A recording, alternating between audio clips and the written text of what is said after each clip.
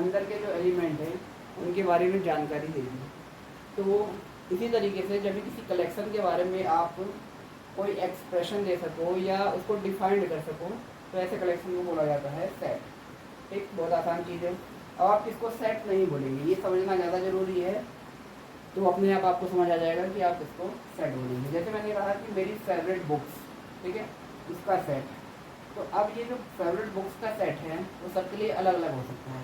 For example मेरे लिए मान लीजिए कुछ भी एक मैथ्स हो गई, केमिस्ट्री हो गई,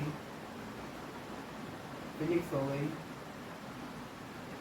तो मेरे लिए तो फेवरेट ये तीनों है। लेकिन हो सकता है किसी और के लिए फेवरेट कुछ अलग से बुक्स हों। तो ये जो कलेक्शन है फेवरेट बुक्स का, ये सबके लिए अलग अलग है। ये वेल डिफाइंड कलेक्शन नहीं है। वेल डिफाइंड कलेक्शन वो होता है जो सबके लिए सेम है, ठीक है। तो ये सेट नहीं होगा, लेकिन ये कलेक्शन सेट होगा। तो ये छोटी चीज़ की सेट के बारे में हम लोग ज़्यादा इसकी गहराई में नहीं जाएंगे, तो मेन चीज़ें वो समझेंगे। अब हम लोग समझते हैं सेट से रिलेटेड कुछ टर्म और उसके बाद सेट के ऊपर ऑपरेशन।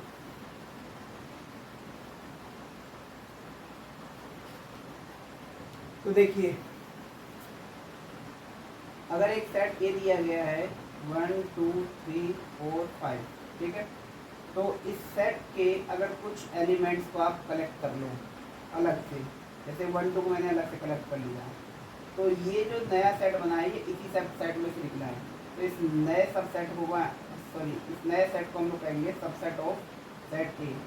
तो बी जो होगा वो ए का क्या आ जाएगा, सबसेट होगा। और इसको इस तरीके से रिप्रेजेंट करते हैं। यहाँ पे सिंबल का ध्यान रखिए, जो छोटा है उसकी तरफ बंद रहेगा मुँह और जो बड़ा है उसकी तरफ खुला रहेगा। बिल्कुल वैसे ही है जैसे हम लोग लेस देन का साइन यूज करते हैं। जो छोटा है उसकी तरफ मुँह बंद रहता है, जो बड़ा है उसकी तरफ खुला रहता है। तो छोटा वाला सबसेट हो जाएगा, बड़ा वाला आपका मेन सेट होगा, ठीक है। तो इस तरीके से इस सेट से कई सारे सेट बन सकते हैं और वो सारे सबसेट इस सेट में क्या, वो सारे सेट इसके सबसेट कहलाएंगे। आगे चलते हैं। ये तो हो गया सबसेट। नेक्स्ट है आपका universal set. Universal set, universal set क्या कहा जाता है? मान लीजिए आपके किसी क्वेश्चन में एक सेट दे रखा है 1,2 और दूसरा सेट दे रखा है 3,4, ठीक है। तो एक ऐसा सेट जिसका सभी गिवन सेट सबसेट हो उसको यूनिवर्सल सेट कहेंगे उस क्वेश्चन के लिए। फॉर एग्जांपल 1 2 3 4 5 ये जो सेट है, इस सेट के दोनों यूनिवर्सल ये दोनों सबसेट है। तो ये क्या बन जाएगा आपका यूनिवर्सल सेट। तो इसको कुछ भी ले सकते हैं, बस ध्यान ये रहे जो सेट आपको दिए गए हैं उनके एलिमेंट इसके अंदर होंगे चाहिए, उसके अलावा और भी कुछ एलिमेंट ले सकते हैं। That is your universal set. Next है आपका what are the operation that we can do on set. तो इससे आगे बढ़ने से पहले हम लोग कुछ सिंबल्स के बारे में समझेंगे। जैसे कुछ सिंबल्स का मतलब आपको पता होना चाहिए, क्योंकि रिलेशन एंड फंक्शन और ये जो सेट है इन पूरे में आपको कोई भी चीज़ लिखनी होती है तो उसको सिंबॉलिक फॉर्म में ज़्यादा लिखा जाता है। इसमें सिंबल्स का आपको मतलब समझना होगा। यहाँ पे ये जो सिंबल है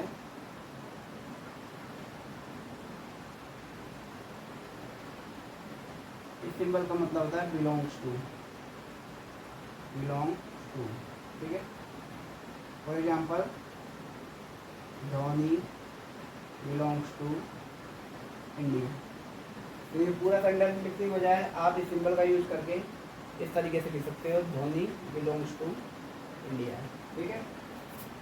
ऐसे ही इसका मतलब होता है for all value of, for all value of, ठीक है। जैसे मैंने लिखा for all value of x less than 10, इसका मतलब ये है कि एक्स की वो सभी वैल्यू जो 10 से छोटी है उनके बारे में बात की जा रही है, ठीक है। ऐसे ही नेक्स्ट आपका सिंबल है उल्टा ई। इसका मतलब होता है देयर एग्जिस्ट, देयर एग्जिस्ट, ठीक है। जैसे हम लिख सकते हैं there exist a x less than 10, okay. So next है आपका ये सिंबल, इसका मतलब है इम्प्लाइज, ठीक है। इम्प्लाइज का मतलब होता है कंक्लूजन, ओके। सपोज मैंने यहाँ दो स्टेटमेंट दे रखे हैं, x greater than 10 implies x 10 से बड़ा, ओके।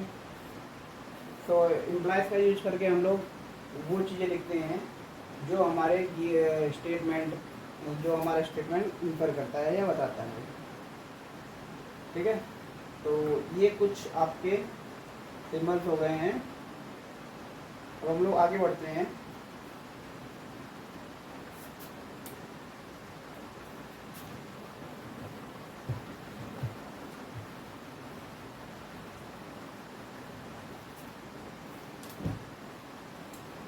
नेक्स्ट टॉपिक है आपका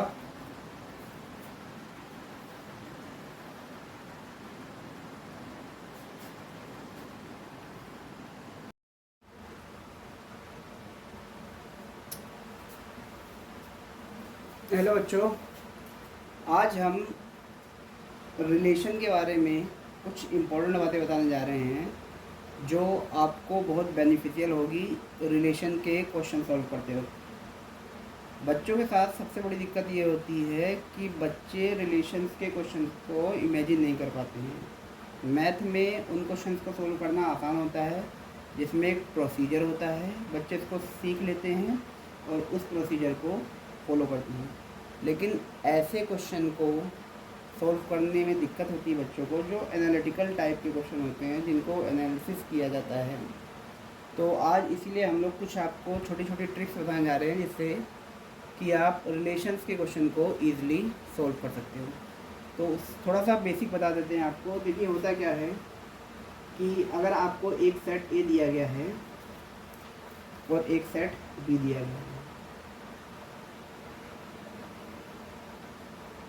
सपोज आपको एक सेट ए दिया गया है 1 2, तो आपको दूसरा सेट बी दिया गया है ए बी सी। तो यहाँ पे एक नई चीज़ डिफाइन की जाती है ए क्रॉस बी। ये क्या चीज़ है? ए क्रॉस बी को कहते हैं कार्टेशियन प्रोडक्ट। इसको क्या कहते हैं? कार्टेशियन प्रोडक्ट, ठीक है। आपको ये नाम याद रखना है कि ए क्रॉस बी का मतलब क्या होता है? Cartesian product.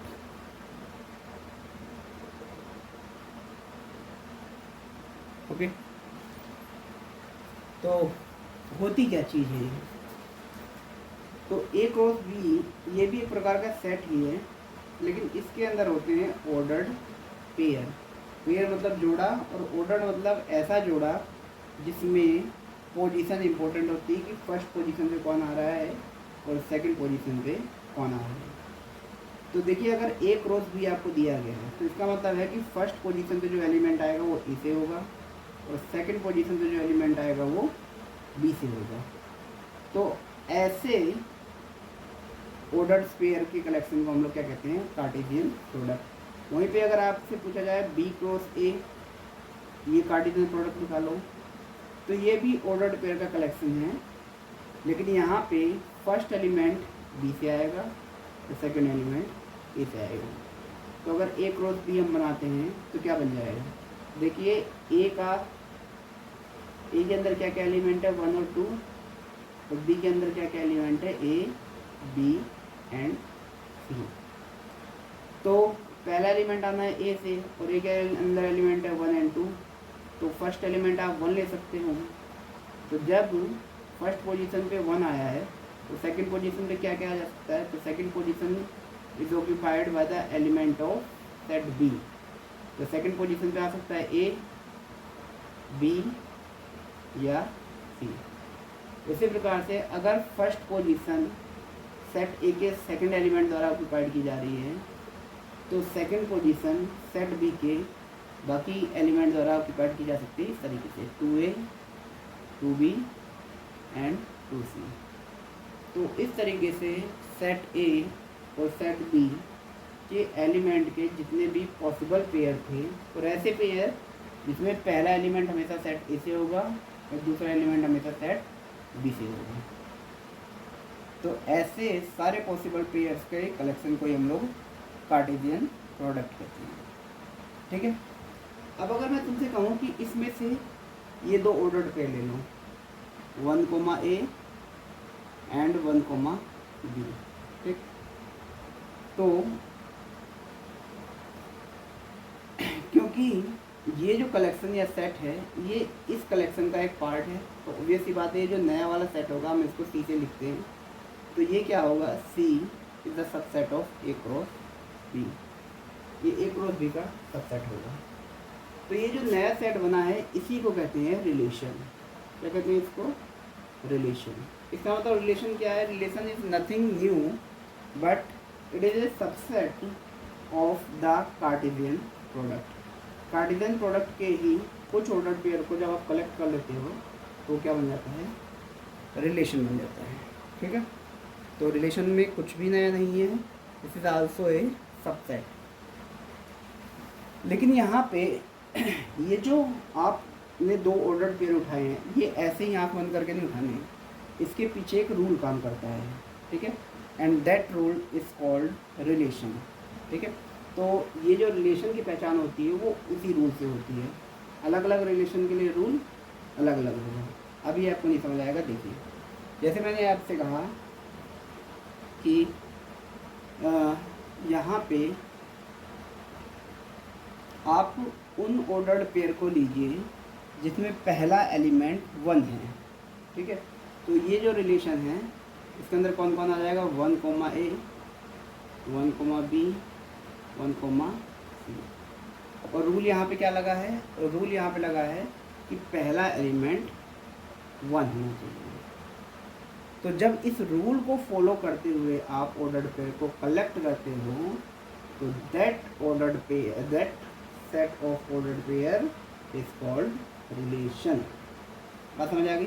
क्योंकि जो भी आप रूल बनाओगे वो सारे के सारे ऑर्डर्ड पेयर द्वारा तो फॉलो नहीं होगा, कुछ द्वारा होगा। तो कुछ को जब आप कलेक्ट कर लोगे तो वो सबसेट होगा and that subset is called relation. I hope ये आपको क्लियर हो गया कि रिलेशन क्या चीज़ होती है। चलिए, तो हम लोग अब टाइप ऑफ रिलेशन पढ़ते हैं। What are the type of relation? Relation कितने टाइप के होते हैं? रिलेशन क्या सिंपली कह सकते हैं रूल्स कितने टाइप के होते हैं। तो देखिए, जब आप किसी रिलेशन को एक सेट ए से सेट बी पर लगाते हैं, सेट ए से सेट बी पर लगाते हैं, तो इसका मतलब होता है कि R is the subset of A cross B। आप A क्रॉस B करेंगे और उसी में से कुछ ऑर्डर्ड पेयर को सिलेक्ट करेंगे R के लिए। लेकिन जब आप कोई रिलेशन सेट A से सेट A पर ही लगाते हैं, मतलब सेम सेट के ऊपर, ठीक है, तो इसको कहा जाता है रिलेशन ऑन सेट A। तो इसको पढ़ा जाता है relation from set A to set B। ठीक है, तो यहाँ पे जो R होगा वो सबसेट होगा किसका? A क्रॉस A का। ठीक है, तो अब हम लोगों को ये वाली कैटेगरी पढ़नी है जहाँ पे रिलेशन एक गिवन सेट पे डिफाइंड होता है, ना कि दो अलग अलग सेट के बीच में। तो यहाँ पे आपका रिलेशन एक सेट A पर डिफाइंड है, तो इसका मतलब R is the subset of A cross A। तो जब इस टाइप के रिलेशन होते हैं तो रिलेशन की 3 कैटेगरी होती है। पहली कैटेगरी होती है reflexive relation, that is called reflexive relation. Reflexive relation का मतलब एक ऐसा रिलेशन जो हर एलिमेंट का अपने खुद के साथ जरूर हो। रिफ्लेक्शन मतलब परछाई। एक ऐसा रिलेशन जो हर एलिमेंट का अपने साथ हो, that is called reflexive relation. अभी अच्छे से समझाएंगे इनको कैसे किया जाता है क्वेश्चंस में, अभी कल समझ लीजिए। दूसरा होता है आपका सिमेट्रिक रिलेशन। सिमेट्रिक रिलेशन एक ऐसा रिलेशन जिसमें ऑर्डर इम्पोर्टेंट नहीं होता है। मतलब अगर ए और बी उस रिलेशन से बंधे हैं तो बी और ए भी उस रिलेशन से बने होंगे। यहाँ पे ऑर्डर मायने नहीं रखता। ऐसे रिलेशन को कहते हैं सिमेट्रिक रिलेशन। फॉर एग्जांपल मैं कहूँ कि 2 + 3 5 होता है, तो 3 + 2 भी 5 होता है। ये जो ऐड हो रहा है इसमें ऑर्डर मायने नहीं रख रहा है, चाहे आप पहले 2 रखो चाहे पहले 3 रखो। तो ये रिलेशन क्या हो गया आपका सिमेट्रिक रिलेशन हो गया। थर्ड आपका क्या होता है transitive relation. Transitive relation, transitive relation वो होता है जो ट्रांजिट होता है, मतलब एक पोजीशन से दूसरी पोजीशन पे ट्रांजिट होता है। इसका मतलब क्या है? इसका मतलब ये है कि अगर 1 और 2 के बीच में कोई रिलेशन है और 2 और 3 के बीच में कोई रिलेशन है, देखिए यहाँ पे 2 दोनों में कॉमन हो रहा है, तो एक कॉमन एलिमेंट क्या करता है कि इस रिलेशन को इन दोनों के बीच में पास करता है, ट्रांजिट करता है, इसीलिए तो क्या कहते हैं ट्रांजिटिव रिलेशन। तो अगर 1, 2 और 2, 3 किसी रिलेशन से बने हैं तो 1, 3 भी उसी रिलेशन से बना होगा अगर आपका रिलेशन ट्रांजिटिव है। ट्रांजिटिव का मतलब 2 ऑर्डर पेयर के बीच में वो फैल रहा है, ट्रांजिट कर रहा है। ओके, तो ये 3 तरह के रिलेशंस आपके होते हैं। कब? जब रिलेशन सेम सेट के बीच में डिफाइंड किया जा रहा है। अब हम तीनों को पहचानने का तरीका आपको बताएंगे, क्वेश्चन कैसे किया जाता है, क्योंकि सबसे ज़्यादा प्रॉब्लम क्वेश्चन में होती है। तो थोड़ा सा इसकी डेफिनेशन हम लोग बता दे रहे हैं, फिर क्वेश्चन पे आएंगे। तो देखिए रिफ्लेक्सिव रिलेशन की डेफिनेशन क्या होती है? If A, belongs to R for all value of A belongs to set A। ठीक है, अभी केवल मतलब समझ लीजिए, उसके बाद हम समझाएंगे सवाल में कैसे करना है। देखिए सेट ए के अंदर जितने भी एलिमेंट हैं, जिस सेट के बीच में रिलेशन डिफाइंड हो रहा है, सेट ए के अंदर जितने भी एलिमेंट है, फॉर एग्जांपल सेट ए आपका है 1, 2, 3, तो उन सभी एलिमेंट के लिए, मतलब 1, 2, 3 तीनों के लिए इस टाइप का ऑर्डर्ड पेयर आर में होना चाहिए। इस टाइप मतलब जिसमें पहला और दूसरा एलिमेंट सेम है। तो इसका मतलब तीनों के लिए अगर ऑर्डर इस टाइप का ऑर्डर्ड पेयर बनाएंगे तो क्या बनेगा 1, 1, 2, 2 और 3, 3। अगर आपके रिलेशन में ये तीनों ऑर्डर्ड पेयर हैं तो आपका रिलेशन रिफ्लेक्सिव रिलेशन कहलाएगा। मतलब एक ऐसा रिलेशन जो हर एलिमेंट अपने साथ भी रखता है। ठीक है, दूसरे एलिमेंट के साथ होगा तो होगा, लेकिन अपने साथ तो रखता ही है। ऐसे रिलेशन को क्या कहते हैं? Reflexive relation. नेक्स्ट आता है सिमेट्रिक रिलेशन। सिमेट्रिक रिलेशन की क्या डेफिनेशन है? अगर if A, B belongs to R, ठीक है, अगर A, B R में है तो इसका मतलब दैट इम्प्लाइज, ये साइन के बारे में बताया था, इसका मतलब होता है that implies B, A also belong to set R। B, A भी सेट R में होगा। तो यहाँ कहानी क्या बन रही है? यहाँ कहानी बन रही है अभी जैसा हमने बताया था कि ऑर्डर चेंज होने पे रिलेशन चेंज ना हो, ऑर्डर चेंज होने पे भी रिलेशन बना रहे। तो देखिए यहाँ पे ऑर्डर चेंज हो जा रहा है, बी पहले आ रहा है, ए बाद में आ रहा है। ठीक है, तो अगर इस टाइप का आपका रिलेशन है कि ऑर्डर चेंज करने पे कोई प्रभाव नहीं पड़ रहा है, तो ऐसे रिलेशन को क्या कहेंगे हम लोग? Symmetric relation. जैसे मैंने एडिशन का बताया था, अगर दो चीज़ों को ऐड करके कोई कांस्टेंट नंबर आ रहा है, मान लो x + y = 10, तो ये रिलेशन कैसा है? ये सिमेट्रिक रिलेशन है, क्योंकि आप x और y की वैल्यू आपस में बदल दोगे तो भी आपका रिलेशन फॉलो होगा। ओके, अब थर्ड देखिए, थर्ड क्या कहता है? If A, B and B, C belongs to R, A comma B और बी कोमा सी आर में होना चाहिए, दोनों में एलिमेंट बी कॉमन आ रहा है, ठीक है। तो इसका मतलब यहाँ से क्या कंक्लूजन निकलेगा कि A comma C also belongs to relation R, A comma C भी रिलेशन आर से बिलोंग कर रहा है। तो यहाँ देख रहे हैं जो रिलेशन है वो ट्रांसफ़र हो रहा है ऑर्डर्ड पेयर फर्स्ट से सेकंड पे due to the presence of common element. ये बी के कॉमन होने के कारण इन दोनों के बीच में भी आर रिलेशन बन जा रहा है, तो इसको कहते हैं ट्रांजिटिव रिलेशन। ये तीनों कंडीशंस है चेक करने के लिए कि आपका रिलेशन रिफ्लेक्सिव है, सिमेट्रिक है या ट्रांजिटिव है। रिलेशन मतलब जो सबसेट आप ए क्रॉस ए में से निकाल रहे हो, ठीक है। अब इसको अप्लाई कैसे करेंगे वो देखते हैं।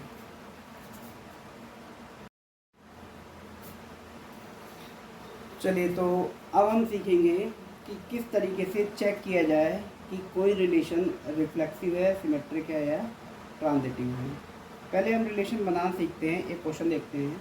मान लीजिए आपको सेट ए दिया गया है 1 2 3 4 5 6, ओके। और आपसे कहा जा रहा है कि एक रिलेशन है, ठीक, और उसकी डेफिनेशन दी जा रही है। क्योंकि रिलेशन एक सेट है और सेट क्या होता है, वेल डिफाइंड एलिमेंट का कलेक्शन, मतलब जिनकी डेफिनेशन दी जा सके। तो यहाँ पे हम लोग इस सेट के एलिमेंट्स की डेफिनेशन दे रहे हैं और एलिमेंट्स क्या है यहाँ पे, ऑर्डर पे है, ओके। तो डेफिनेशन क्या है कि ये जो रिलेशन आर है ये एक सेट है। किसका सेट है, एक्स कोमा वाई, इस तरह के ऑर्डर्ड पेयर का, ठीक है। उसके बाद यहाँ पे एक्स और वाई क्या होंगे, एक्स वाई इस तरीके से होंगे कि x 3x minus y equals to 0 हो जाए। मतलब ये जोड़े कुछ इस तरीके से होंगे कि इनकी वैल्यू यहाँ पे रखेंगे तो ये चीज़ 0 के बराबर आ जाएगी। और एक्स वाई की जो वैल्यू होगी वो कहाँ से लेंगे, वो लेंगे हम लोग सेट ए से। आई बात समझ में?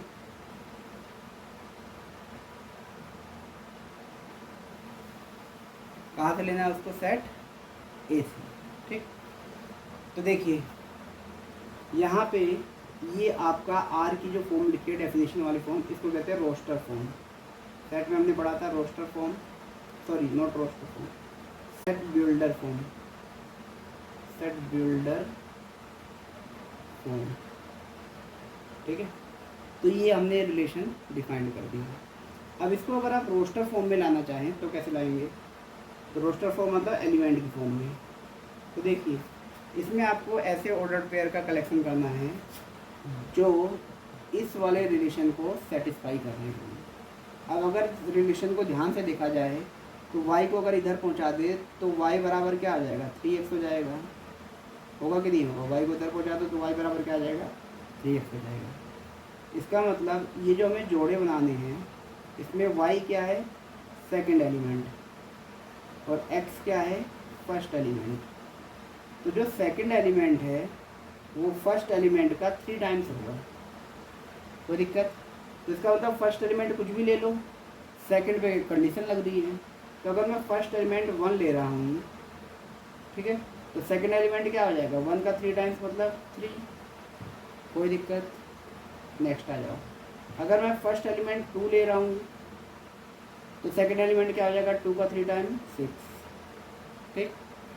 थर्ड आ जाओ, अगर मैं फर्स्ट एलिमेंट थर्ड ले रहा हूँ तो सेकंड एलिमेंट क्या हो जाएगा, 3 3 जा 9, 3 टाइम्स। लेकिन अब यहाँ दिक्कत ये है कि देखो इस डेफिनेशन के आगे लिखा हुआ है कि x और y दोनों के दोनों सेट ए में होने चाहिए। तो x तो भैया सेट ए में है, लेकिन y जो कि 9 आ रहा है वो सेट ए में नहीं है। इसका मतलब ये वाला ऑर्डर्ड पेयर आपका रिलेशन आर में नहीं आएगा, और रिलेशन आर में केवल 2 ही ऑर्डर्ड पेयर आएंगे, 1,3 एंड 2,6। आई होप आपको क्लियर हो गया कि रिलेशन होती क्या चीज़ है। ये रूल होता है, ठीक है, जिस रूल का यूज करके ऑर्डर्ड पेयर बनाए जाते हैं, ठीक है। और उसकी दोनों फॉर्म, सेट बिल्डर फॉर्म ये होती है और ये आपकी रोस्टर फॉर्म होती है, ठीक है। अब हम आपको बताते हैं रिफ्लेक्सिव चेक करना। रिफ्लेक्सिव ठीक है, 3 टाइप के थे। तो पहला क्वेश्चन है आपका, क्या ये रिलेशन रिफ्लेक्सिव रिलेशन है या नहीं है। ठीक है, तो हमने आपको क्या समझाया था कि रिफ्लेक्सिव रिलेशन का मतलब ये है कि सेट ए जिस पर रिलेशन डिफाइंड हो रहा है उसके अंदर जितने भी एलिमेंट है, कितने एलिमेंट है 6, उन सभी एलिमेंट के लिए इस टाइप का ऑर्डर्ड पेयर आर में होना चाहिए। इस टाइप मतलब यहाँ पहला और दूसरा एलिमेंट सेम हो। तो यहाँ पे 6 एलिमेंट है सेट ए में, इसका मतलब 6 ऑर्डर्ड पेयर इस टाइप के होने चाहिए जहाँ पहला और दूसरा एलिमेंट सेम है। मेरी बात क्लियर है। लेकिन आपके रिलेशन में ऐसा एक भी एलिमेंट नहीं आ रहा है, 6 की बात छोड़िए। डेफिनेशन ये है कि ये सब आने चाहिए, लेकिन एक भी नहीं आ रहा है। तो क्या ये रिलेशन रिफ्लेक्सिव है? आंसर इज नो, ये रिलेशन रिफ्लेक्सिव नहीं है। ठीक है, तो इस तरीके से हम लोग रिफ्लेक्सिव को रोस्टर फॉर्म में चेक करते हैं। ठीक है, अब यहाँ तो मान लीजिए रोस्टर फॉर्म हो गई, ये हो गया रोस्टर फॉर्म में चेक करना। आपको क्या करना है, आप ये देखिए आपका रिलेशन किस सेट पे डिफाइंड है, उस सेट के अंदर जितने एलिमेंट है सब के लिए इस टाइप का ऑर्डर पेयर बना लो और चेक करो क्या वो सभी के सभी आर में हैं या नहीं है। अगर हैं तो रिलेशन रिफ्लेक्सिव होगा, नहीं है तो रिलेशन रिफ्लेक्सिव नहीं होगा। अब हम बताते हैं आपको कि सेट बिल्डर फॉर्म में कैसे चेक किया जाता है कि कोई रिलेशन रिफ्लेक्सिव है या नहीं है। देखो होता क्या है कि हर बार इस टाइप की फॉर्म बनाना आसान नहीं होता है। जैसे अगर मैं यहाँ पे ये कह दूँ कि रिलेशन आर वो रियल नंबर से रियल नंबर पे डिफाइंड हो रहा है, ठीक है, या मैं ये कह दूँ कि रिलेशन आर नेचुरल नंबर से नेचुरल नंबर पे डिफाइंड हो रहा है, तब होगा क्या कि ये वाला जो रिलेशन होगा इसमें इनफाइनाइट जोड़े रहेंगे।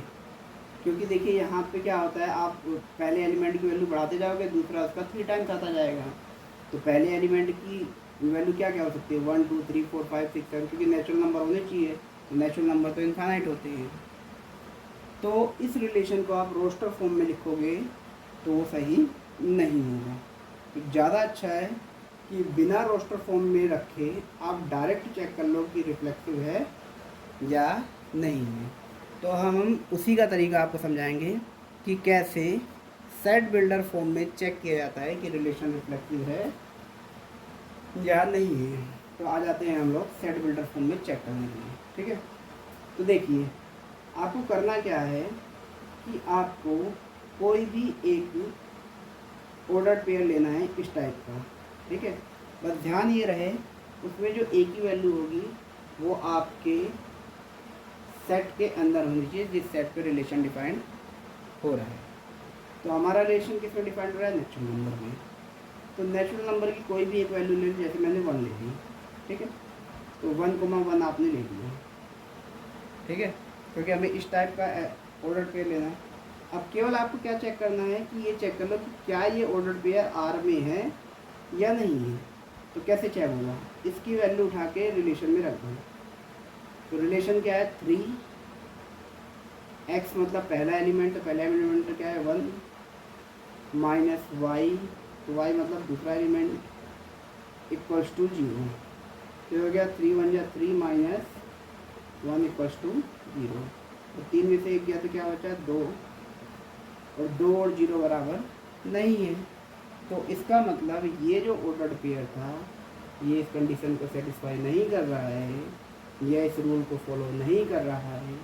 तो इस रूल के हिसाब से ही हम जोड़े ले रहे थे, इसका मतलब ये जोड़ा आर में नहीं होगा।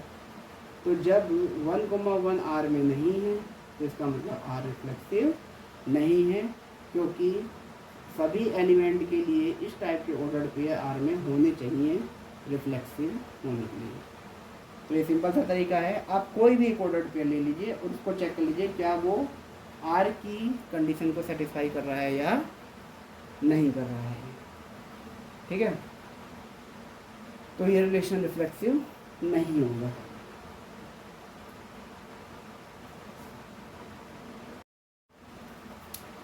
चलिए अब हम चेक करते हैं सिमेट्रिक के लिए कि क्या हमारा रिलेशन सिमेट्रिक है या नहीं है। तो पहले हम बताएंगे कि रोस्टर फॉर्म अगर दी गई हो तब कैसे चेक किया जाता है, क्योंकि रोस्टर फॉर्म में चेक करना आसान है। देखिए आपको रोस्टर फॉर्म में क्या करना है, जितने भी ऑर्डर्ड पेयर मिले, जैसे 1,3 मिला है, आप चेक करिए क्या इसका उल्टा आर में है या नहीं है। तो 1,3 का उल्टा क्या हो जाएगा 3,1, लेकिन ये तो आर में नहीं है। तो अगर एक भी ऐसा ऑर्डर्ड पेयर मिल जा रहा है जिसका उल्टा आर में नहीं है तो आपका रिलेशन नॉट सिमेट्रिक होगा। क्या होगा, नॉट सिमेट्रिक। अगर सभी के सभी ऑर्डर्ड पेयर का उल्टा भी आर में है, सभी ऑर्डर्ड पेयर का, तब आपका रिलेशन सिमेट्रिक होगा। जैसे 1,2, 2,1, 3,2, 2,3। तो देखिए इसका उल्टा ये है, इसका उल्टा ये है, तो दोनों ही ऑर्डर्ड पेयर के उल्टे ऑर्डर्ड पेयर भी आर में है, तो ये रिलेशन आपका सिमेट्रिक हो जाएगा। तो ये हो गया रोस्टर फॉर्म में चेक करना। अब बताते हैं आपको सेट बिल्डर फॉर्म में कैसे चेक किया जाता है, ठीक है। क्योंकि ज़्यादातर क्वेश्चन आपको आपकी एनसीईआरटी में सेट बिल्डर फॉर्म में दिए गए हैं, और ज़्यादातर सेट बिल्डर फॉर्म ऐसी होती है जो रोस्टर फॉर्म में कन्वर्ट नहीं की जा सकती। तो यहाँ पे आपको क्या करना है, आप कोई एक ऑर्डर्ड पेयर सेलेक्ट कीजिए, ठीक है, जो आर की कंडीशन को सेटिस्फाई करे, मतलब कि आर में हो, ठीक। जैसे मान लीजिए मैंने ए की जगह ले लिया 5, तो बी क्या आ जाएगा, बी मतलब पहले एलिमेंट, सेकंड एलिमेंट, और सेकंड क्या है फर्स्ट का ट्रिपल, तो बी आपका हो जाएगा 15, ठीक है। कोई भी एक ऑर्डर पेयर ले लीजिए जो आर की कंडीशन को सेटिस्फाई कर रहा है, ठीक है।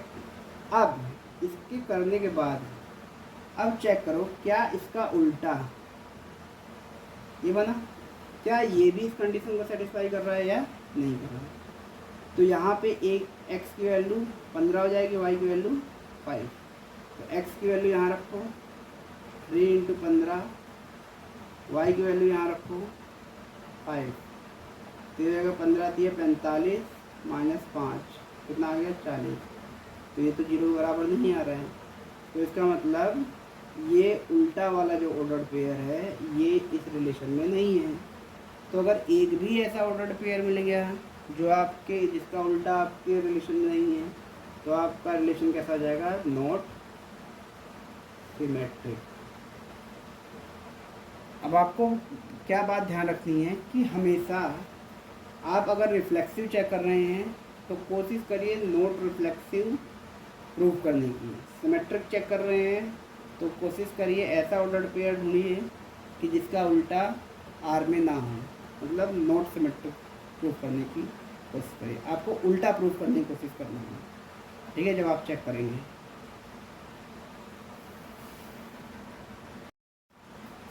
अब हम चेक करेंगे ट्रांजिटिव, कोई रिलेशन ट्रांजिटिव है या नहीं है, ठीक है। तो ट्रांजिटिव के लिए पहले हम लोग वही रोस्टर फॉर्म में पहले चेक करेंगे।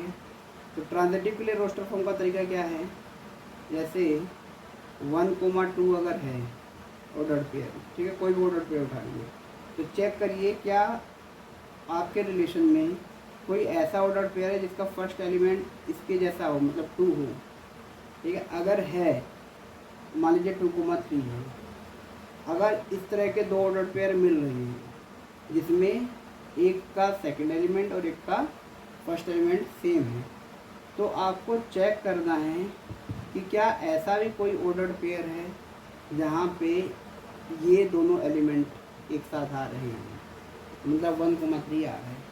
अगर ऐसा है तो ट्रांजिटिव है, नहीं तो नहीं है, ठीक है।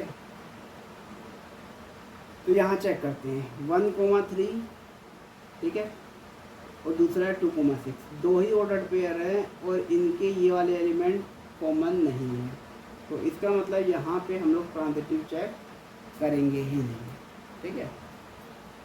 जैसे एक एग्जांपल लेते हैं 1,2, 2,3, 1,3, 5,6, ये एक रिलेशन है। तो यहाँ पे देखिए ये दोनों ऐसा जोड़ा बना रहे हैं जिसमें ये एलिमेंट कॉमन है। तो इसका मतलब 1,3 आपको चेक करना है, तो 1,3 भी है, तो इसका मतलब ये ट्रांजिटिव है। अब देखिए 2,3 ये वाला ऑर्डर्ड पेयर, तो इसमें सेकंड पोजीशन पे 3 आ रहा है। क्या कोई ऐसा ऑर्डर्ड पेयर है जहाँ फर्स्ट पोजीशन पे 3 आ रहा है? Answer is no. ऐसे आप 1,3 के लिए चेक कर सकते हैं, यहाँ सेकंड एलिमेंट 3 है, तो क्या कोई ऐसा ऑर्डर्ड पेयर है जहाँ फर्स्ट एलिमेंट 3 आ रहा है? Answer is no. ऐसे 5,6 के लिए चेक कर सकते हैं, यहाँ सेकंड एलिमेंट 6 है, क्या कोई ऐसा ऑर्डर्ड पेयर आ रहा है जहाँ फर्स्ट एलिमेंट 6 है? The answer is no. इसका मतलब इन दोनों ऑर्डर्ड पेयर को छोड़ के और किसी भी ऑर्डर्ड पेयर के लिए ट्रांजिटिव चेक नहीं करना है। तो ये हो गया आपका रोस्टर फॉर्म में चेक करने की बात। अब बात करते हैं सेट बिल्डर फॉर्म में कैसे चेक करेंगे। तो देखिए सेट बिल्डर फॉर्म में कैसे चेक करना है आपको। ट्रांजिटिव में थोड़ी सी दिक्कत होती है, लेकिन हम जो तरीका बता रहे हैं उसको फॉलो करेंगे तो कोई दिक्कत नहीं होगी। यहाँ पे क्या होगा कि आप पहले ऐसे 2 ऑर्डर्ड पेयर लीजिए, ठीक है। जैसे मान लीजिए पहले एक ऑर्डर्ड पेयर बनाइए, जैसे मैंने लिया, पहला एलिमेंट 1 है तो ऑब्वियस सी बात है दूसरा एलिमेंट 3 होगा यहाँ के लिए, सेकेंड एलिमेंट फर्स्ट का 3 टाइम्स होगा, ठीक है। उसके बाद आपको क्या करना है, जो दूसरा ऑर्डर्ड पेयर लेना है उसमें फर्स्ट एलिमेंट फिक्स है आपका, वो यही होगा जो यहाँ पे सेकंड एलिमेंट का। तो अब दूसरा एलिमेंट आपको आराम से मिल जाएगा इस रिलेशन के हिसाब से। तो ये रिलेशन क्या कहता है कि सेकंड एलिमेंट फर्स्ट का ट्रिपल टाइम्स है, तो फर्स्ट अगर 3 है तो सेकंड क्या आ जाएगा? ट्रिपल टाइम्स मतलब 9। तो आपको कोई एक ऑर्डर्ड पेयर लेना है जो कंडीशन को सेटिस्फाई कर रहा है। उसी ऑर्डर्ड पेयर का सेकंड एलिमेंट अगले ऑर्डर्ड पेयर में फर्स्ट एलिमेंट बन जाएगा, और जब फर्स्ट मिल गया तो रिलेशन रख दोगे तो सेकंड बन जाएगा। जब ये दोनों मिल गए तो एक तीसरा ऑर्डर्ड पेयर बना लो 1,9, और इसको चेक करो क्या ये आर में है या नहीं है। अगर ये आर में है तो रिलेशन ट्रांजिटिव, नहीं है तो नॉट ट्रांजिटिव, ठीक है। तो यहाँ पे आपको वही कोशिश जो मैंने पिछली बार कहा था, नॉट ट्रांजिटिव प्रूफ करने की कोशिश करना है, ठीक है। मतलब आप कोशिश करो कोई ऐसा जोड़ा बनाने की कि जिससे ये नॉन ट्रांजिटिव हो जाए। तो देखिए 1,9 को चेक करिए, तो यहाँ पे इस रिलेशन में रखेंगे तो x की जगह क्या आ जाएगा 1, y की जगह क्या आ जाएगा 9, तो 3 - 9 कितना आ गया -6, 0 के बराबर नहीं होता। इसका मतलब ये इस कंडीशन को सेटिस्फाई नहीं कर रहा है, तो ये आर में नहीं होगा, और जब ये आर में नहीं होगा तो ये रिलेशन आपका ट्रांजिटिव नहीं है, नॉट ट्रांजिटिव। ट्रांजिटिव का मतलब ये रिलेशन की बीमारी एक सेट से दूसरे सेट में फैल नहीं रही है, भले ही दोनों के बीच में एक कॉमन एलिमेंट आ रहा है। कहानी समझ आ गई। तो इस तरीके से हम लोग ट्रांजिटिव, रिफ्लेक्सिव और सिमेट्रिक रिलेशंस की पहचान करते हैं। इसके एनसीईआरटी के क्वेश्चन हम लोग अगली वीडियो में आपको बताएंगे, सारे क्वेश्चन, ठीक है। तो thank you very much. I hope आपको ये वीडियो यूजफुल लगी हो।